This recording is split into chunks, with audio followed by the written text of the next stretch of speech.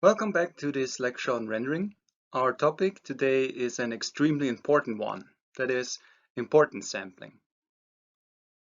Importance sampling will enable us to significantly raise the effectiveness of Monte Carlo integration compared to how we did it up until now.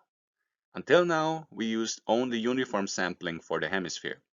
We gave you a few simple functions for generating and compensating for samples on the hemisphere surface, but this time not only are we going to derive how these functions came to be, we're also going to learn about the mathematical background and the tools that we need so that we can derive arbitrary sampling strategies, because some of them will be much better than uniform sampling. We'll show you how to do this in 1D, 2D, and even on the hemisphere, and all that we will need as input will be simple random variables that every modern computer can produce. Since the hemisphere is a special domain, we will also have to look at how we can come up with sampling strategies that achieve a particular distribution on these non-trivial domains. And lastly, after sitting through all the related math, you will quickly see how this ties nicely into our path tracer. No beating around the bush, there will be a wall of maths between you and the end of this lecture. But we cannot simply stick with uniform sampling because choosing appropriate sampling distributions is a key ingredient to make Monte Carlo integration perform better. Whenever we try to integrate a function over a domain, such as the hemisphere, we are free to choose the sample PDF or distribution as long as we can make samples in the domain that follow this distribution. And ideally, if we have the choice, we will try to make an informed decision so that the sample distribution mimics the function itself as closely as possible. Because when we do that, that is what we call importance sampling, and we already derived that it has immense benefits for the estimation quality of Monte Carlo.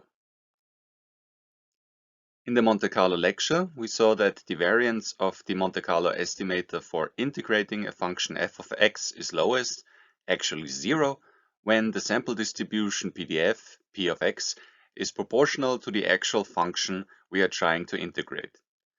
Lower variance means less noise, and the faster we get rid of the noise in our renderings, the faster the image quality improves.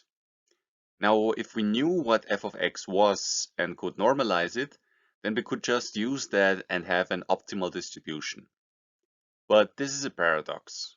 If we were able to normalize f of x, that would imply we know its definite integral. If we knew the definite integral of f of x, then we wouldn't need Monte Carlo to approximate it in the first place.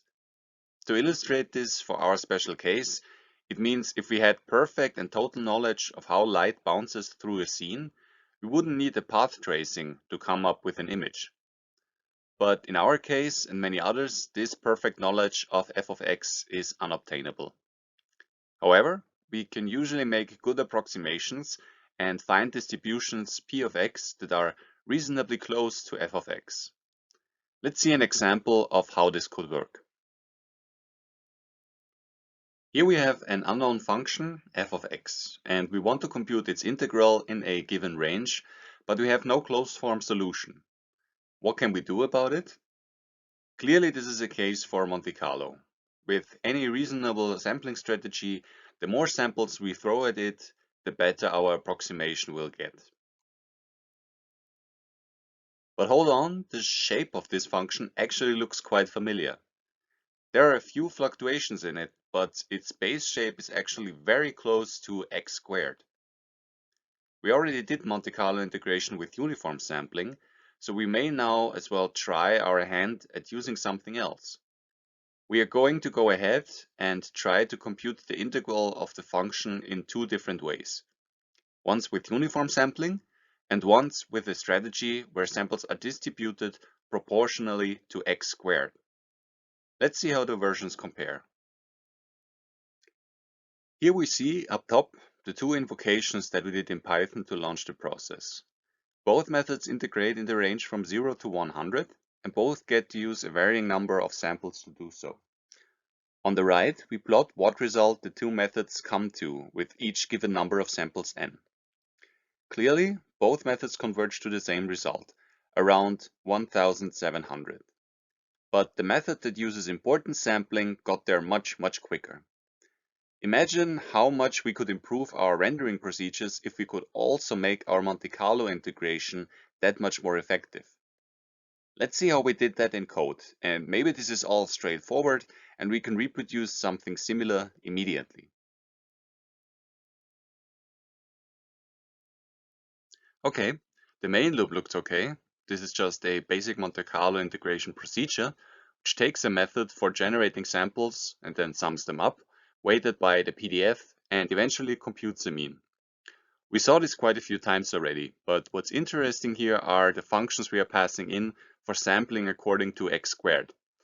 Those are the functions p of x squared and gen of x squared, which take uniform random variables and the targeted integration interval as parameters. And they don't look straightforward.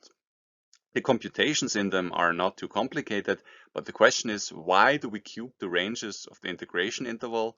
Why the division by 3? Why a cube root in the generating function? These things look somewhat arbitrary, and in comparison, x squared is a rather simple distribution, so what might the sample generators for other functions look like? The good news is that if you pay close attention to the methods we describe in the first half of this lecture, you should be able to come up with functions like these and much more complicated ones yourself, which gives you the skills to apply your own important sampling solution in the future. Once we know how to do this, we are going to approach the hemisphere. It is a little special, so first of all we will have to analyze this domain and see how we can integrate over its surface. For those who were wondering before, we will also derive the solution for uniform hemisphere sampling in the process. But imagine what we could do if we unlock importance sampling on the hemisphere as well. Perhaps we could try to importance sample the rendering equation itself and immediately get clean, noiseless images with just a few samples. We will talk about exactly what is and what isn't possible when we get there. But just as a heads up, we will be able to clearly improve the quality of our renderings in our path tracer. The fact of the matter is that the solution to do this will only involve a few lines of code. So if you don't care about the background or about understanding the math that makes importance sampling tick, we will actually provide you with a shortcut to the corresponding solutions in the second half of this lecture. But we still hope that you are willing to also pay attention to the theoretical background in case you ever need to dig deeper than importance sampling only the most basic functions.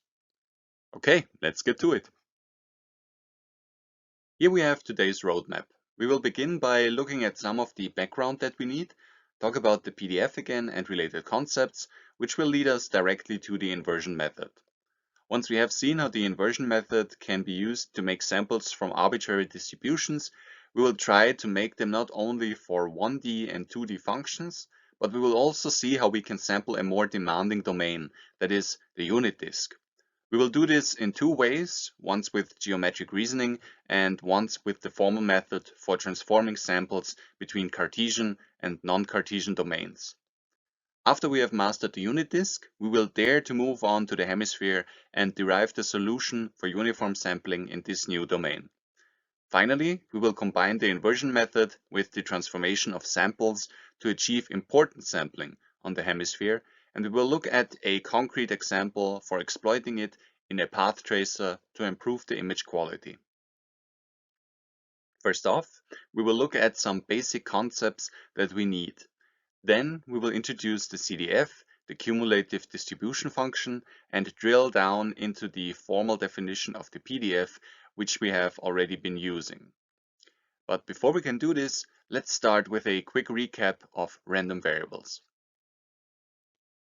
First up, we will look at discrete random variables, because those are the ones that we are most often confronted with in daily life. For instance, a coin flip or the toss of a die or cards in a deck are all instances of discrete random variables. Each possible outcome of a random variable is associated with a specific probability, and those probabilities must sum up to 1 or 100% over all the possible outcomes of a random variable. So for instance, in a fair die, here modeled by the discrete random variable x, we have possible values out of the range from numbers 1 to 6, and the possibilities for each of these events, P1 through P6, are all equal to 1/6. In contrast, a continuous random variable can assume any value that falls within a predefined range. So instead of enumerating all the possible outcomes for a continuous random variable, we only have to define its limits. In practice, we are almost always working with some level of discreteness. However, the theoretical concept of the continuous random variable allows us to generalize the main methodology for many evaluations in probability theory. And at least as a theoretical concept, the continuous random variable has infinitely many possible outcomes, and consequently, the observation of any particular event from those infinitely many has vanishing probability. So that raises the question, how can we find probabilities for events in continuous variables? This issue brings us to the concept of the cumulative distribution function, or CDF for short, and the CDF enables us to compute the probability of a random variable taking on any value inside a specific range rather than any specified value itself. We use the notation capital P to indicate a CDF. We use the subscript to indicate which random variable the CDF is connected to, and we use the parameter to answer the question. For instance, in the case of Px of x, what is the probability of the random variable capital X taking on any value that is smaller or equal to the parameter lowercase x? And by this definition, we can easily compute the probability of a random variable x taking on any value inside an arbitrary range from a to b by computing Px of b minus Px of a. And below we see an example. We have a uniform variable in the range from 0 to 1, and for this particular random variable, the CDF is simply the linear correspondence x. And we can quickly confirm that for a given range, we get an adequate result for the probability of a uniform random variable being inside a range from 0.5 to 0.75, which is exactly 25% as expected. There are certain properties of the CDF, certain restrictions that it needs to adhere to. The CDF is bounded by 0 from below and 1 from above, and monotonic increasing. And there are intuitive explanations for both of these restrictions. The probability of no outcome is 0, because if we draw from a random variable, we must get an outcome. And the probability of some outcome occurring is 100%.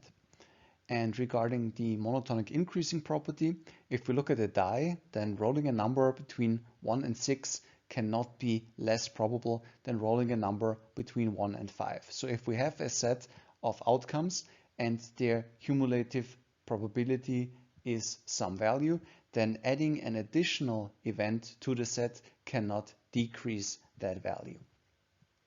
CDFs can be applied for both discrete and continuous variables. And the question now is, how do we compute CDFs for our random variables? For discrete random variables, computing the output of the CDF is quite straightforward.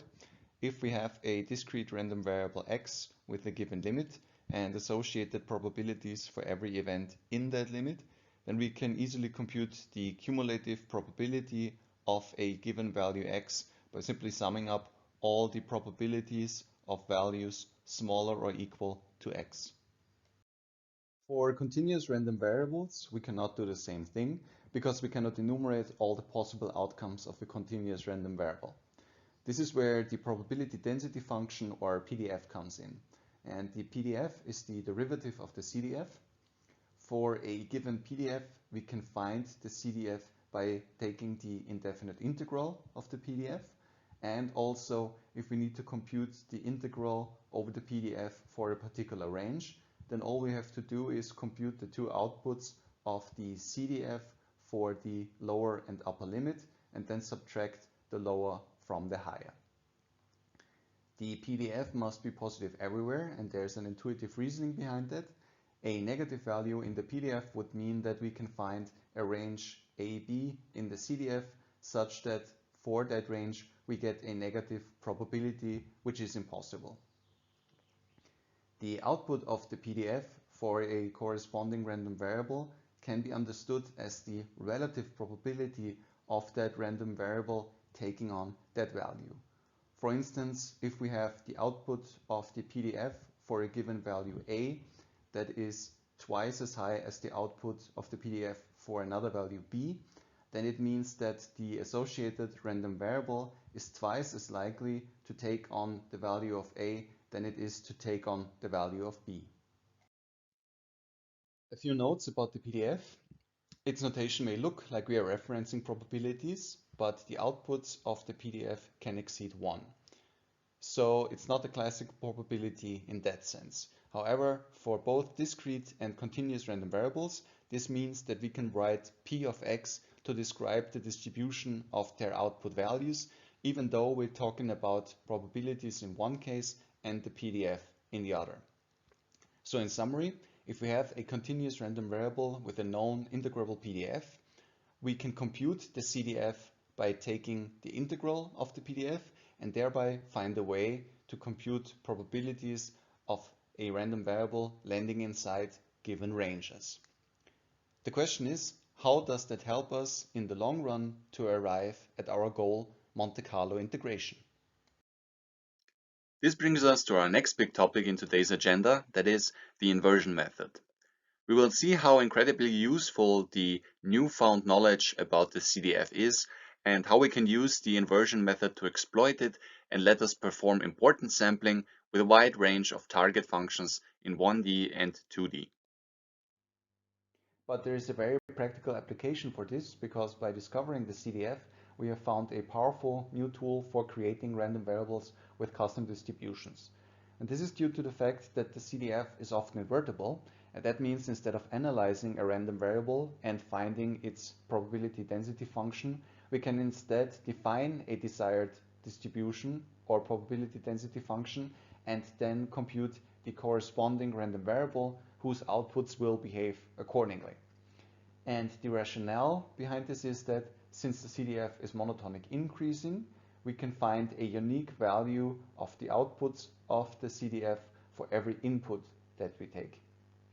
More informally, if we have a 1D plot of the CDF, then for any x value, we can find a unique value on the y-axis and vice versa.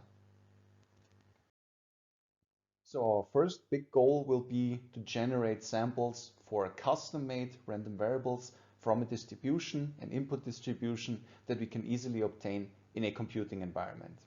And one such distribution that we can easily obtain is from the canonical random variable Xi, which is continuous, meaning that is a real data type in a computing environment. It has uniform distribution, and all its output values are in the range from 0 to 1. Now, our very important first goal will be to take samples of Xi and find a way to warp those samples into new ones that are distributed according to some different desired PDF. A few notes about the canonical random variable. It will be our assumed default input variable, meaning that if we need some other distribution, we will assume that we can always obtain samples from the canonical random variable and then perhaps convert them via some other process into another distribution that we need. The PDF for the canonical random variable is constantly 1 in the range from 0 to 1 and 0 everywhere else, which implies that the CDF of the canonical random variable is linear, and that yields an important property, namely that the output of the CDF from a sample drawn from the canonical random variable is equal to the input. And we can exploit this property in order to achieve what we wanted to do before, namely to simulate a random variable with a given PDF/CDF. And the way to do that is by using a process called the inversion method. If we have a random variable x with some distribution, we can draw a sample from our canonical random variable xi and consider it as the output of x's CDF to find the value of x that would have generated it. In the discrete case, we can simply iterate over the outcome probabilities of x and stop at the event where their sum surpasses our sample of xi. For the continuous case, we can use the bijectivity of the CDF and take its inverse. So the value of random variable x that would have produced the cumulative probability given by our sample xi is found via the inverse of x's CDF. And as a first small example, we will look at the exponential distribution and we will try to simulate it with the canonical random variable as input. Now, the exponential distribution is used mainly for the estimation of time intervals between two events. The probability of observing a particular value decreases exponentially. And there's also an additional parameter lambda that is often called the rate parameter. And we can find the defined PDF and CDF for the exponential distribution in most probability textbooks. Its PDF is lambda times e to the power of negative lambda times x, and its CDF is 1 minus e to the power of negative lambda times x. What we are doing here is we are basically putting into practice what we just saw. We are computing the inverse of the CDF and thereby simulating an exponential distribution by warping the outputs of a uniform distribution. And in order to evaluate this, we are going to write a simple Python program that uses two different arrays of random numbers from the NumPy library, one with an exponential distribution for reference and one with a uniform distribution. And what we are trying to do here is we record all the samples from the uniform and the reference distribution so we can plot them later. And last but not least, we also make a new array of values from the result we get when we warp the uniform samples with the inverse of the CDF, which we got on the last slide. So in order to evaluate how well our warping method performs, we have plotted here histograms of the values that we get out of the different random variables that we have created.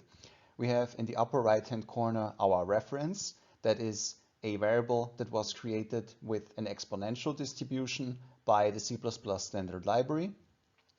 We have on the left hand side the samples and the histogram of all the values that are generated by samples from the uniform input distribution xi.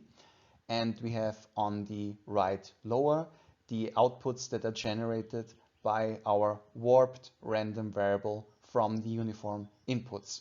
And as you can see, there is very little difference in terms of the behavior between the reference value that was created from the library with an exponential distribution and our warped samples from the uniform distribution as an input.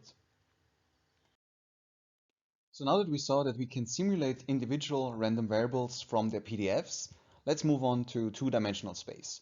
We can generate some basic 2D distributions by combining the output of two random variables. By doing so, we are extending our sampling domain. When we talk about multidimensional sampling, the domain defines the number of random variables we are using and their respective range. For the sake of visualization, we will plot the domain as a space where the axes represent the individual random variables. In a domain with multiple random variables, every possible outcome is a combination of the values that the random variables can take on. Therefore, we define the joint PDF for any such combination that defines a point in the shared domain. In the simplest case, we have independent variables x and y, and if they are independent, then the joint PDF for a point in their shared domain is simply the product of the separate PDFs for each coordinate separately. In this case, we can simulate a 2D random variable by computing the inverse of the individual CDFs and using the inversion method on them with outputs from two canonical random variables. Here we see an example of that where we use a random variable for the y-axis that mimics the canonical random variable and another random variable for the x-axis where the probability is distributed according to the cosine of x. Since the cosine is 1 for input 0 and 0 for input pi over 2, we can see that the density of the samples decreases with increasing x. The sampling of this 2D variable is achieved by inverting the individual CDFs separately and warping samples from two canonical random variables as shown in the code below.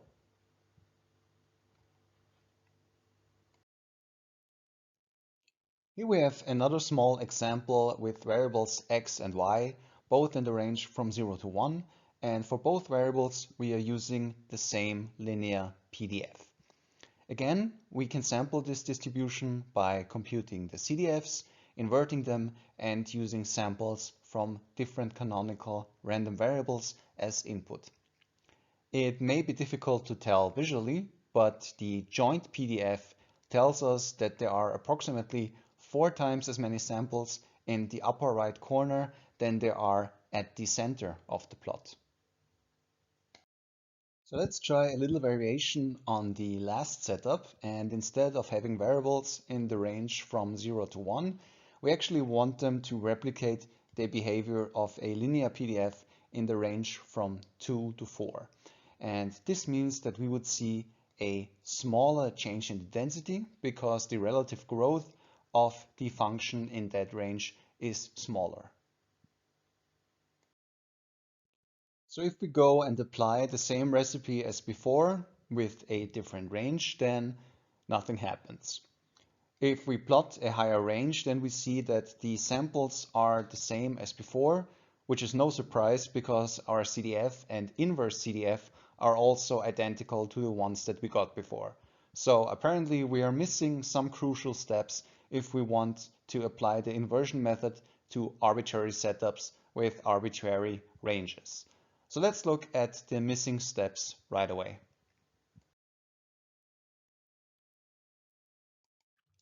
First, what we need to do is ensure that we enforce the necessary restrictions on the PDF and CDF we are using. For now, let's talk about the distribution we want our variable to have as the PDF candidate f of x. Remember that we said that a CDF is bounded from above by 1. That means that if we have a random variable with a specified range, the integral of the PDF over that range must equal to 1. If this is not the case, it corresponds to saying that the probability of the variable's outcome being one of all possible outcomes is not 100%, which is a paradox. To fix this, we can compute the proportionality constant by finding the value that f of x integrates to over the full range and divide f of x antiderivative by it to get a valid CDF. This ensures that the CDF adheres to its necessary restrictions while making the PDF p of x proportional to the candidate function f of x. Furthermore, if we are looking at ranges that do not start with 0, we also need to add a constant offset to the CDF. If our variable ranges from a to b, then we subtract the value that the CDF would produce for input a. This is valid because we defined the CDF to be the PDF's antiderivative, and remember that antiderivatives can include arbitrary constant factors because those fall away when we differentiate. With this in mind, we try our setup from before again, but this time apply the proportionality constant and the correct offset. And as we can see in the updated plot, this now produces samples with the expected growth in density and in the expected range. So finally, we have the inversion method for simulating random variables with custom distributions completed. To summarize, let's go over the individual steps we need to do once more. First, we identify a candidate function f of x that we want for the distribution of values in our random variable. Second, we choose the range inside the candidate function that our variable's distribution should imitate. We then compute the indefinite integral or antiderivative of the candidate PDF to get a candidate CDF. We find the proportionality constant and the final CDF by subtracting the offset and dividing by C. We then invert the CDF, and from now on we can use the inverse to compute warped samples with the desired distribution by using samples from the canonical random variable as input. Now that we have completed the inversion method, it is a good time to look back at the example that we looked at in the beginning. Remember how we found that sampling a particular function with a distribution proportional to x squared worked much better than uniform sampling for a particular function. But the code that we used to do it was somewhat unintuitive. Now that we have mastered the inversion method, let's look at it once more. And you should confirm for yourself that, in fact, when we follow the recipe for the inversion method, we arrive at the solution that is implemented by these functions. We first compute the indefinite integral, then the proportionality constant, and then use it to get a valid PDF and a CDF, which we then invert. The function p of x squared gives the code for a valid PDF, and the function gen of x squared produces samples according to the inverse of the CDF. I hope that you can appreciate how cleanly these mathematical concepts that we just developed can be applied in code to give us a desired behavior, but if not, that's okay too. Before we can apply this great new technique directly on the hemisphere, we're going to start small and first try our hand at something a little simpler, the unit disk. Before we move directly to the hemisphere, we start off with a small step in the right direction, that is sampling the unit disk. Imagine that we have a disk-shaped surface and we can measure the light that arrives at each point as an RGB color. Now, in order to get a measure of the full light that the disk receives, we want to sample and integrate over the surface. To start off, we will want to generate uniformly distributed samples in 2D, but this time there is a catch. We want to distribute samples evenly on the surface of a unit disk with radius 1 instead of a rectangular area as we did before. For rectangular areas, we saw that we can just take two independent uniform variables and sample them separately. It is not so simple for the unit disk. For now, we know that the surface area of the unit disk is of size pi, so we will keep that information in mind. From the Monte Carlo lecture, we know that if we can uniformly sample a domain, then the Monte Carlo integral is a simple average times the volume of the domain. But if we simply draw samples from uniform variables in x and y, we cannot cover the circle of the disk precisely. If we try to sample the space inside the circle with a rectangular area, then we're losing information because we're not covering the entire surface of the disk. If we want to instead enclose the unit disk in Cartesian coordinates, we can take a rectangle in x and y from coordinates -1 to 1. But inside that 2 by 2 rectangle, the unit disk only occupies an area of pi. So we will necessarily be placing redundant samples that land outside the disk. Since there is no light measured outside of the disk, those samples are worthless. Since we don't want to waste samples, let's find a way to generate inherently uniform samples so that we don't have to throw away any of them. There are other ways to sample a 2D plane other than what we saw up until now with Cartesian coordinates. We have another coordinate system that is also two-dimensional, but where we can easily limit points to a disk of given extent. We're talking about polar coordinates. Polar coordinates around a given origin are defined by a radius r and angle theta in the range from 0 to 2 pi. For the unit disk, we will use a radius of 1. The transformation from polar coordinates to Cartesian coordinates is as follows. X equals r times r the sine of theta, and y is r times the cosine of theta. So this seems like a step in the right direction.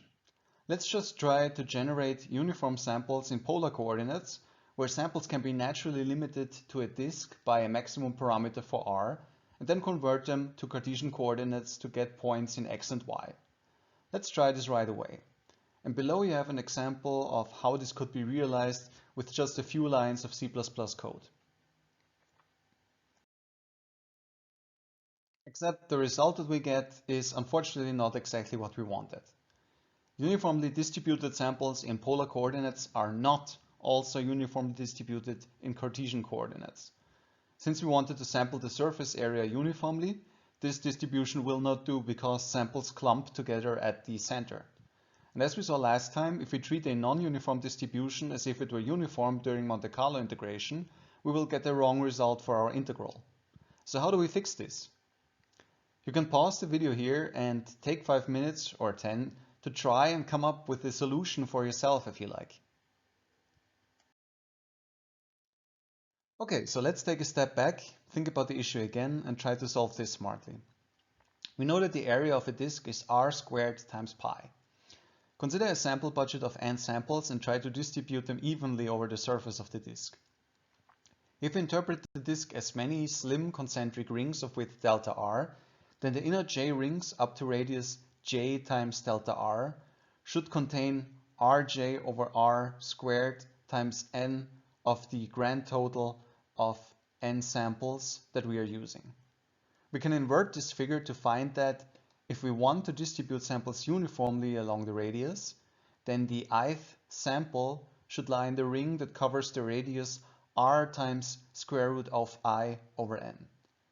Since we know that the order of samples along our domain axis doesn't matter in Monte Carlo integration, we could swap the coordinate I over n for a canonic random variable, and we get Ri equals r times square root of the output from a canonical random variable. We don't need to make a change for theta because we saw that the distribution doesn't vary at all with the angle. So let's make this change, and if we implement it in our code the way we described it above, instead of uniformly sampling r, we compute it as the square root of a canonical random variable times r. It works indeed, and it is not even a bad way to arrive at the correct solution for uniformly sampling the unit disk. However, if you pursue rendering into its professional domain, you will find that you won't be able to derive the solution for other sampling domains so easily. You can take the solution and apply it and it will work fine, but we will show you a more formal solution so that you also have the necessary tools if you have to solve more complex tasks than this. So what follows is a formal method to achieve uniform sampling of random variables under transformations. This brings us to our next stop, part 2 of the chapter for sampling the unit disk. This time we will do it by mathematically analyzing and compensating for the effect that the transformation of samples from one domain to the other has on their distribution. So let's take a step back for a moment and look at the PDF from a different angle. We saw 2D samples being warped into a new 2D distribution, and we can interpret this warping as a transformation of the space from the input domain to a target distribution. If we convert uniformly spaced input samples with the inversion method, as we saw, we usually don't get uniformly spaced outputs. So let's treat some tiny regular interval in the input domain as an infinitesimal hypercube. A hypercube is a line in 1D, a square in 2D, and a cube in 3D. And if we warp the inputs of canonic variables, as we did before, to samples of a distribution with a joint PDF PD, then we can express the change in the volume of these hypercubes by 1 over PD. Here we have on the left our input variables, xc1 and xc2, and we plot a regular grid over the entire 2D input domain. On the right-hand side, we will plot the same grid coordinates after we warp them with the inversion method to produce the distribution given below, which is uniform for y coordinates and linear for x coordinates. And we can see that if we do that, the areas of all 2D hypercubes are scaled by a factor of 1 over px of x. Note that after the transformation, the rectangles on the very right are approximately half as wide as the original ones because there x equals 1 and we have a scaling factor of 1 over 2 as compared to the original size. Now remember that just before we saw samples for random variables x and y, where we had px of x is 2x and py of y is 2y, so a linear PDF for both the x and y random variable. Now, because it is a two-dimensional setup, we have a joint PDF p of x and y. And in this case, because the random variables are independent, we have p of x and y is equal to px of x times py of y, given 4xy. And we can see that the areas near point 1, 1 in the coordinate system are squished to 1/4 compared to the original squares after the transformation. Again, we can see that 1 over the PDF gives us an indication of how much space is transformed if we move from a uniform input to a random variable with a particular PDF. And if we plot, once again, the samples that are generated by the canonical random input variables, and again after the transformation to a distribution with a different desired PDF, we can see that the space that was occupied before by a small hypercube has now been expanded, and with it the distance between the samples in this region. So in summary, an alternative way to interpret the PDF is to take a look at its reciprocal and treat the resulting 1 over the PDF as the change of the volume for infinitesimally small regions, areas, or volumes of hypercubes at given points. Right away, let us convert a regular grid from polar to Cartesian coordinates. What happens if we do that?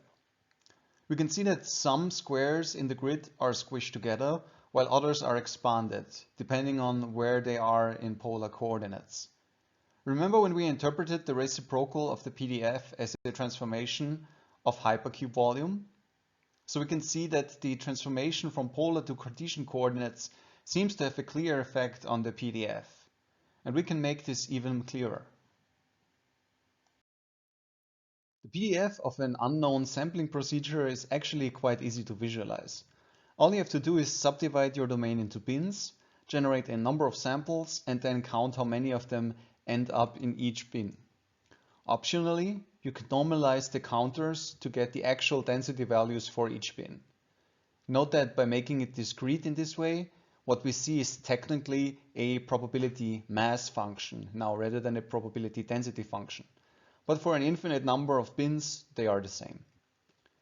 What we see confirms what we saw earlier. After transforming uniform samples in polar coordinates to Cartesian coordinates, the density is much higher at the center of the disk. The PDF of an unknown sampling procedure is actually quite easy to visualize. All you have to do is subdivide your domain into bins, generate a number of samples, and then count how many of them end up in each bin. Optionally, you could normalize the counters to get the actual density values for each bin. Note that by making it discrete in this way, what we see is technically a probability mass function now rather than a probability density function. But for an infinite number of bins, they are the same. What we see confirms what we saw earlier. After transforming uniform samples in polar coordinates to Cartesian coordinates, the density is much higher at the center of the disk. Now our goal is to find out exactly how the PDF changes if we transform samples from polar coordinates to Cartesian coordinates, because we started out with something that was uniform and after the transformation ended up with something that was not. So if we can quantify this effect, we could use it, for instance, to weight samples during Monte Carlo integration, because we know the actual PDF, or we could compensate in the sample generation in polar coordinates so that they will be uniform after they are transformed. We're going to go with the second option. Assume that we have a random variable capital A and a bijective transformation T, whose input is the variable capital A and whose output is another random variable capital B. The conversion from polar to Cartesian coordinates is such a bijective transformation. If the transformation is bijective, this implies that the output of T must be either monotonically increasing or decreasing. This in turn means that we can find a unique output value for every input value and vice versa. Consequently, we find that the output of the CDF of the transformed random variable for a transformed value T of A is equal to the CDF of the original random variable capital A for a value A. So that leaves two possibilities for the output of the transformation. It can either increase with the input or it can decrease with the input. For instance, if the output of the transformation is just the negative input. In both cases, we have an equality for the change in the CDF of the output values over a change in the input values, and the change in the CDF of the input values over a change in the input values. The term on the right is just the derivative of the CDF for A, and we know the derivative of the CDF is the PDF. For the term on the left, we can use that the change in the CDF is equal to the PDF times the differential, so we get P capital B of B times dB over dA equals P capital A of A. We take the absolute value for dB over dA because the differentials could be going in different directions if, for instance, the output of the transformation is just the negative of the input. But since we want to find only the amount by which the PDF changes, and PDFs must always be positive, we take the absolute value of dB over dA. Taking the reciprocal and moving the term to the right, we get a formula for expressing the PDF of the transformed random variable as a change in the PDF of the input variable. Let's try to find an intuitive interpretation for this equality. The PDF of the output value, B, is the PDF of the input value, A, times dB over dA reciprocal. Now, based on what we have done before, we can interpret this term in two ways. We can either see it as the change in sampling density at A if we transform by T, or the inverse change in the volume of an infinitesimal hypercube at location A if we transform A by T. Try to make some sense of the latter interpretation because we will return to it in a minute. Okay, so we know how to establish the relationship between different PDFs after transformation, so we can go ahead and try to apply this to the unit disk. But we soon find that our tools don't work here yet because the transformation is not a function of just one variable, it's a function of two variables. So in order to quantify the change in the PDF in this multidimensional setup, we must find a solution that takes all involved variables into account simultaneously. And we can do this by moving from individual values to handling matrices of random variables. We can collect all of our individual single output variables into one multidimensional random variable. The output from such a multidimensional variable is a vector. If we do this, then we can just take the equality from before and replace the PDF of capital A with the joint PDF of the multidimensional variable capital A arrow. And the same goes for the output variable B. But for the actual change in the PDF, we have to look at the term that before was the inverse of dB over dA, or dt of A over dA. We now have to make sure that this term incorporates the full change of the joint PDF when we transform one multidimensional variable to another. This is where we have to introduce or recap, if you already know it, the Jacobian matrix. If we have a transformation from vector A to vector B, the Jacobian matrix contains all combinations of partial differentials for the individual values in both vectors. Therefore, the Jacobian matrix contains the values of all possible partial derivatives that we can form with vectors A and B. So if we take the first row and first column, the entry indicates how the first value of vector B changes with the first value in vector A. In the second row, first column, we see how the second value of vector b changes with the first value in vector a, and so on and so forth. Basically, the Jacobian matrix in our application encodes for a given location vector a how each transformed single output variable changes with each untransformed single output variable. The first column indicates how all transformed single output variables would be influenced by infinitesimal changes in the first untransformed single output variable. The second column indicates how all transformed variables would be influenced by infinitesimal changes in the second untransformed variable, and so on and so forth. If we again take the help of our imaginary infinitesimal hypercubes, we could say that each column of this Jacobian matrix shows us how the edges of an axis-aligned hypercube in our input domain change during the transformation t. And this is interesting because it means for any given position vector A, we can see the Jacobian matrix itself as a transformation matrix that is valid only for an infinitesimally small region at position vector A. The final piece that we need is the determinant. If we are comfortable with seeing the Jacobian matrix as a locally valid transformation matrix, then we can quickly quantify the change in volume that it generates. The columns of a square transformation matrix can be seen as the basis vectors of the transformed space. With this interpretation, the determinant of a matrix computes the volume of the parallelepiped that is formed by these basis vectors. So we are going to replace the term of change in range from earlier with the determinant of the Jacobian matrix, or the Jacobian of T for short. This gives us the change in volume of an infinitesimal hypercube at a multidimensional location if we transform it with transformation T. This is exactly what we have been looking for. Now, if this made your head spin a little, that is totally fine. Feel free to revisit this part of the lecture because it is definitely a tough concept to grasp. You don't need to remember these steps to apply the techniques that follow, but we wanted to show you the underlying idea and some reasoning for why it makes sense to use the reciprocal of the Jacobian to quantify the change in the PDF rather than just give you the final formula.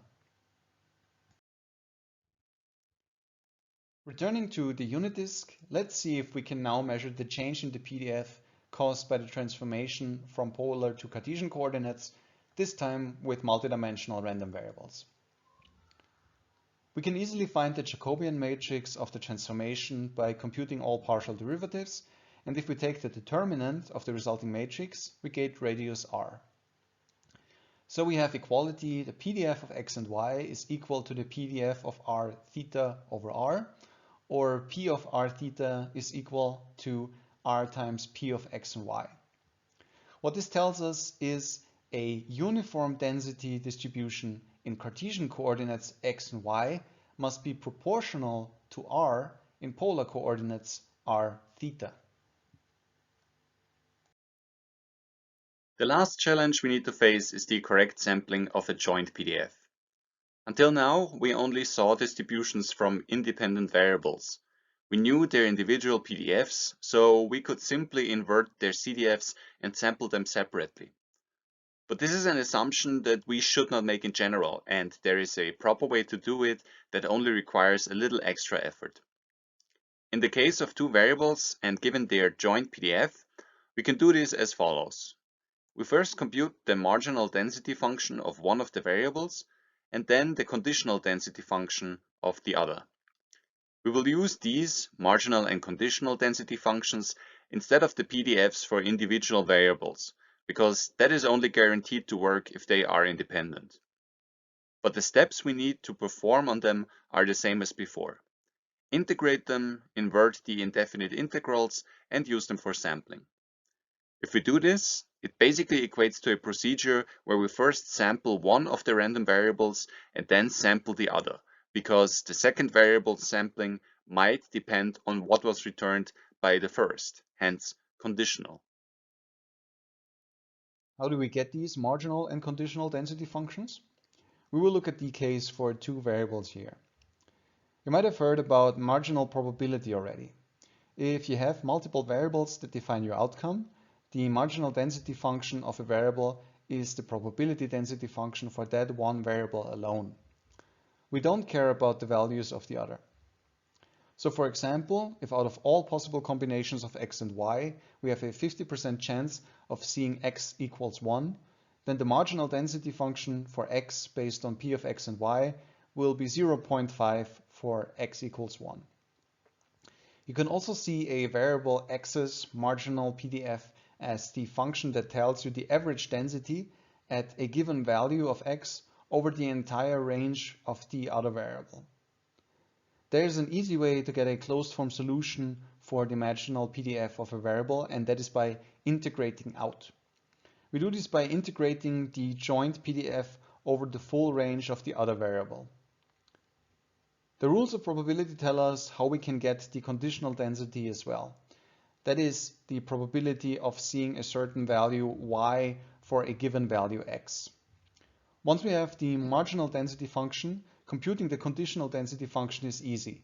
We just divide the joint PDF by the marginal density function. For the sake of completeness, we also include for you here the procedure to extend this to more variables. We won't be using this anytime soon, but in case you were wondering how this can be scaled up, you can simply follow this method here.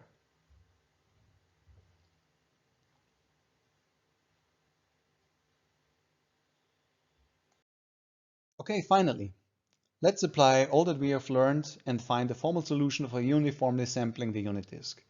Now that we know all the steps, this will be really quick. We know that the sampling domain has a total area of pi, and we know that the PDF must integrate to 1 over the sampling domain. So we know that the density for any 2D point in Cartesian coordinates should be 1 over pi. We also know from before that if we want a certain PDF in Cartesian coordinates, we must multiply by r to get the corresponding PDF in polar coordinates. So we should use the PDF r over pi in polar coordinates for a uniform PDF in Cartesian coordinates. Finally, we compute the marginal density function for r by integrating the joint density function over the full range of theta and then the conditional density for theta given r. And from that, we already know what to do. Integrate the PDFs to get CDFs, invert them, and sample them to get samples for our custom distributions. Let's quickly check if it worked. And yes, in fact, we can confirm that this sampling method in polar coordinates gives us a uniform distribution in Cartesian coordinates based on the simple PDF testing procedure that we came up with earlier.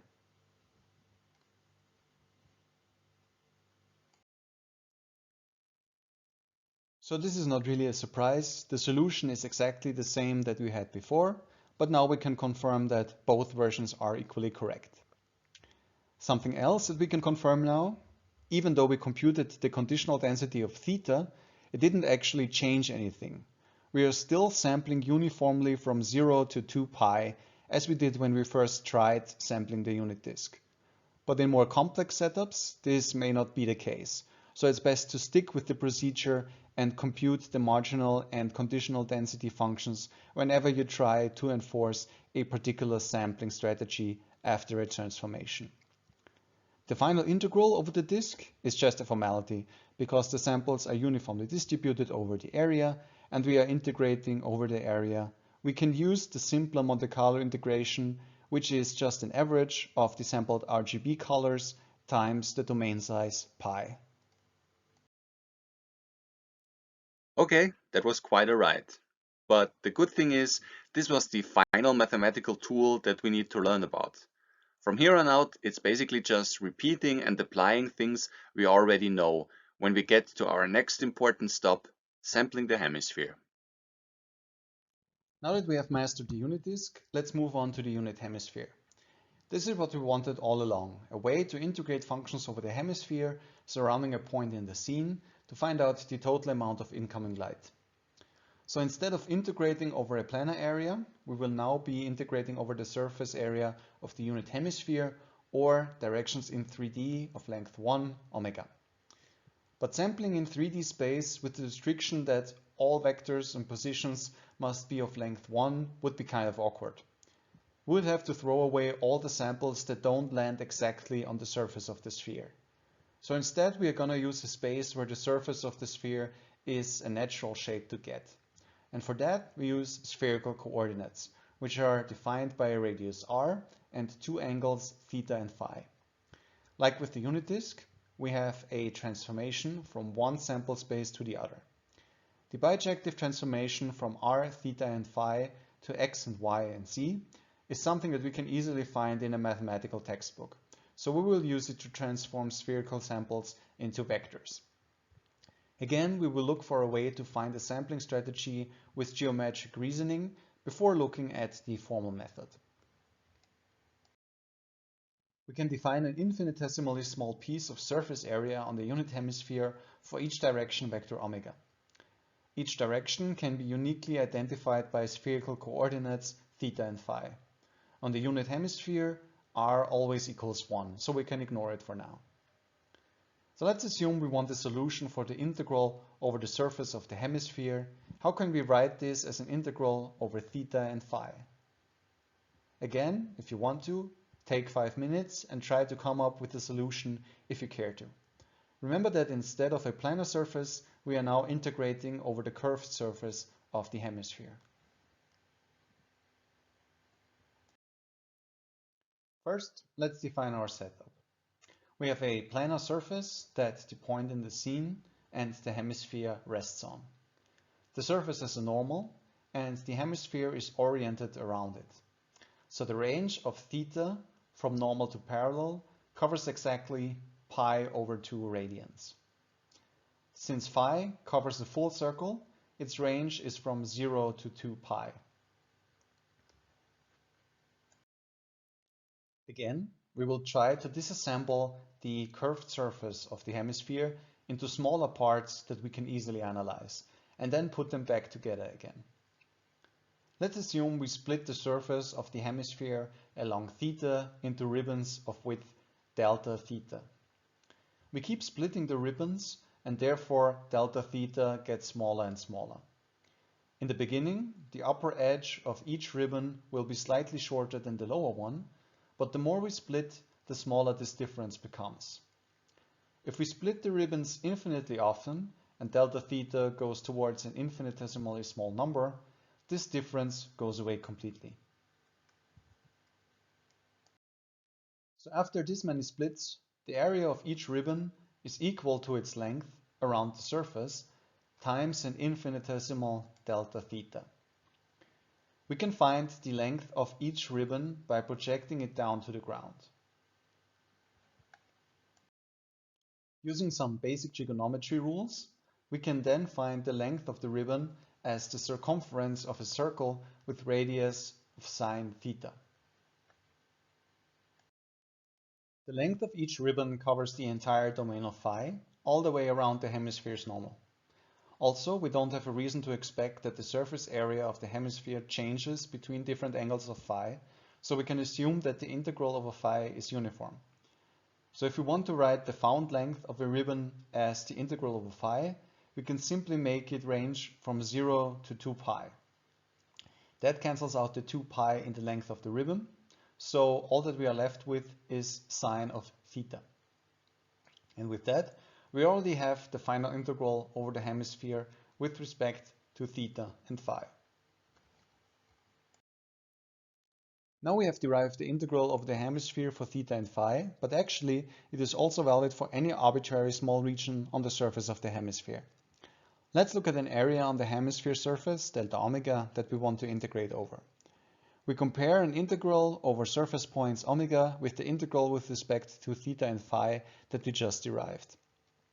Since we can always transform theta and phi into a direction omega, it is okay to integrate the function depending on omega in both versions. Now if we compare the two, we see that the size of the integration domain and f of omega are the same. The result of both integrals must also be the same, so that leaves us with the conclusion that d omega is equal to sine of theta d phi d theta.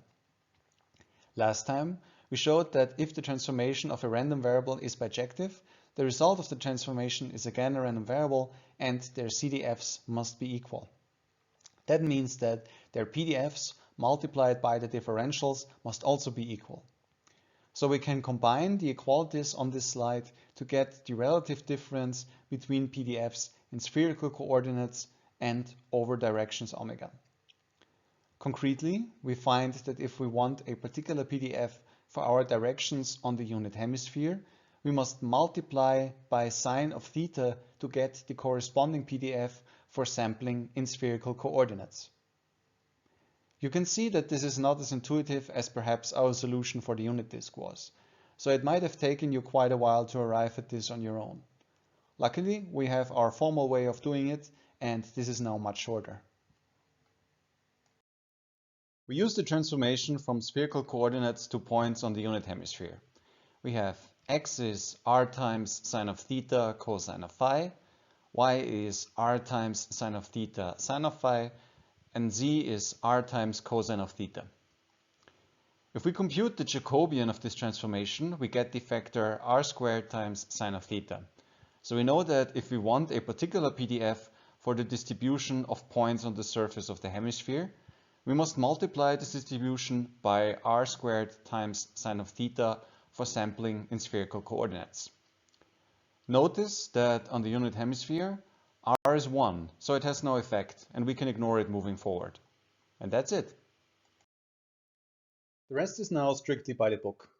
We first find the volume of the domain, and we know the surface area of a unit hemisphere is 2 pi.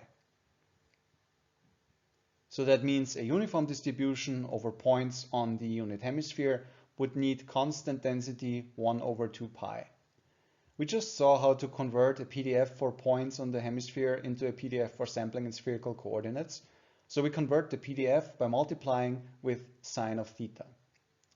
Then we find the marginal density for theta by integrating out phi. And we find the conditional density of phi given theta. With these two solutions for marginal and conditional density, we find their antiderivatives. To get a valid CDF for theta, we use a little trick. We add 1. Remember that this is allowed for antiderivatives. We can then invert these CDFs and get a sampling strategy for uniformly sampling the surface of the hemisphere with canonical random variables as inputs. And because we will be using Cartesian coordinates for our rendering routine, so basically x, y, and z directions for light and view rays, we transform them from spherical coordinates to points on the unit hemisphere in x, y, and z. Hopefully, you saw how much quicker the formal way for finding a uniform sampling strategy on the hemisphere was, compared to deriving it by hand and with intuition.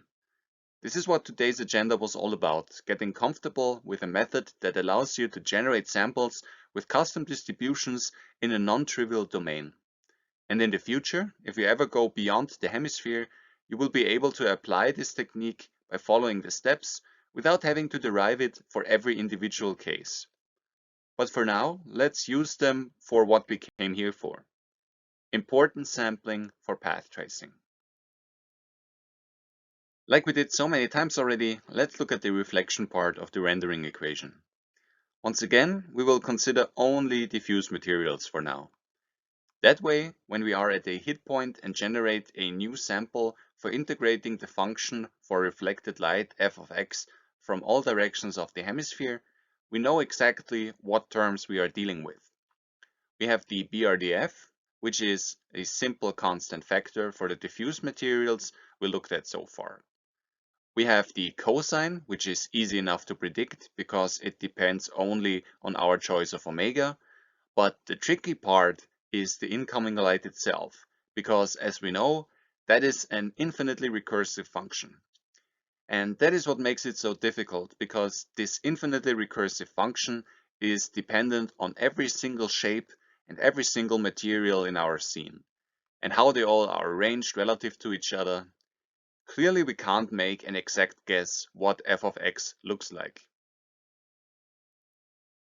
But if we have no idea what it looks like, that tells us something.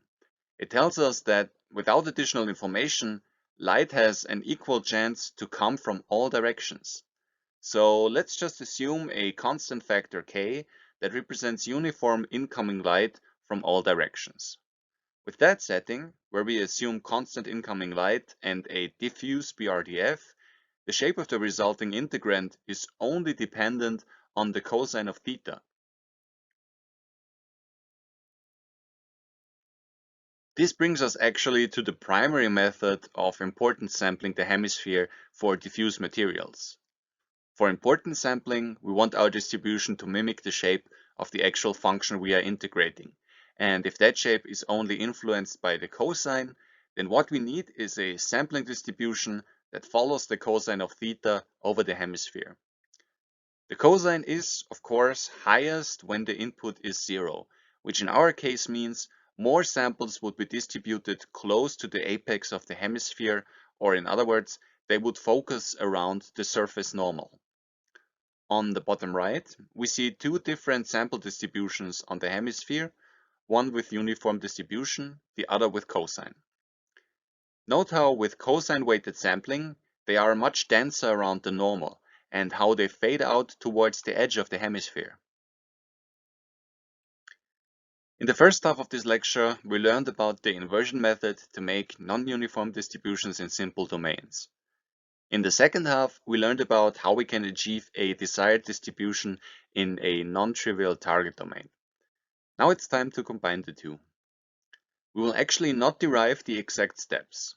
We think that if you paid close attention and were eager to learn something new, you should have everything you need to do this yourself, although you may want to go back and look at all the previous steps a little longer before trying this in practice.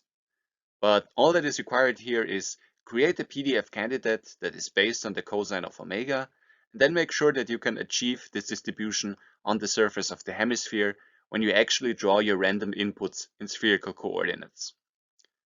Now, we actually promised you a shortcut to importance sampling for diffuse materials, and we haven't forgotten about it. We believe that doing this yourself might give you a significant eureka moment and help you understand one of the more challenging aspects of rendering and sampling. But if you don't want to spend any energy on that, there's a quick solution called Mally's method. Mally's method gives us exactly what we want: cosine-weighted samples on the unit hemisphere, and it's extremely easy to use. All we have to do is draw uniform samples on the unit disk, and we know how to do that already, and then project them up to the surface of the hemisphere. Done. The resulting sample distribution over the surface will be weighted with the cosine of theta. Why does this work? Again, we encourage you to invest some time in solving this yourself as an exercise. And the results showed that the extra effort does pay off. Here we see two renderings of the HX bust rendered with the same number of samples. However, the one on the left used uniform hemisphere sampling, the one on the right used importance sampling. Clearly, we have cleaned up a lot of noise by changing only a few lines of code. And later on, we will see that the effect is not only much more pronounced in other materials, it is actually required for some of them to function properly. For some of the more complex materials, the importance sampling strategy will not be as straightforward as the one for diffuse materials, and sometimes we won't be able to make exact distributions for given BRDFs at all. But in most cases, you will still be able to find good approximations, and if you do that, you will be glad that you have the inversion method at your disposal that we discussed today. Take, for instance, the modified Beckmann distribution, which is commonly used for simulating specular reflection in microfacet models, which we will discuss later in the lecture.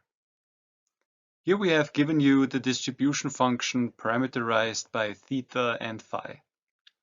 Yes, that's the real formula to compute the probability density of a single sample, and you can imagine that making samples with the distribution is not something that you can easily come up with by using your intuition alone. However, it is very possible to use the inversion method and a few helpful trigonometric identities to come up with the sample generation method yourself with a pen and a piece of paper. For those who are looking for a challenge, this is the task for you. So how far can importance sampling go? And will we someday learn about a method to actually importance sample the full rendering equation? This is actually an incredibly important question because, as you can imagine, the better your sampling strategy is, the more viable path tracing becomes. The faster we get nice looking images with a low number of samples. So accurately importance sampling the rendering equation is kind of the holy grail of path tracing, and an enormous amount of research is invested in this. There are many methods that use heuristics and statistics that can get us a lot closer to an optimal sampling behavior, like multiple importance sampling, but there is still a lot of room for improvement. In the future, we will actually hear about multiple importance sampling and see how it will clean up our renderings even more. So to summarize, beyond the mathematical knowledge, here is what you should take with you after today's lecture on importance sampling. Whenever we do Monte Carlo integration, it's best to find distributions for generating samples that correspond exactly to the target function f of x. If we have an f of x that we want our PDF to mimic, we can use the inversion method to come up with methods for generating samples and probability densities with the corresponding distribution that can often be easily put into code right away. However, if we have an idea about a good distribution shape but cannot turn it into a PDF, a great approach is to find as close an approximation as possible, and often this is the only way because we might not even know the exact target function. Finally, if we have to integrate over non-trivial domains, we can use bijective transformations and draw our samples in one domain and transform them to another. But when we do that, we have to account for the fact that transformations can shift the distributions of our samples and account for that when we generate them. Now, if you made it this far without giving up, you have successfully unlocked importance sampling. And we recommend that you try apply your new learned skills to figure out cosine weighted hemisphere sampling and perhaps even implement it in your path tracer from before. But if it all seems a bit overwhelming right now, we can encourage you to revisit the earlier sections or check out the links on the next slide to get a little extra input. And with that, we thank you for sticking around until the very end, and we also hope to see you next time.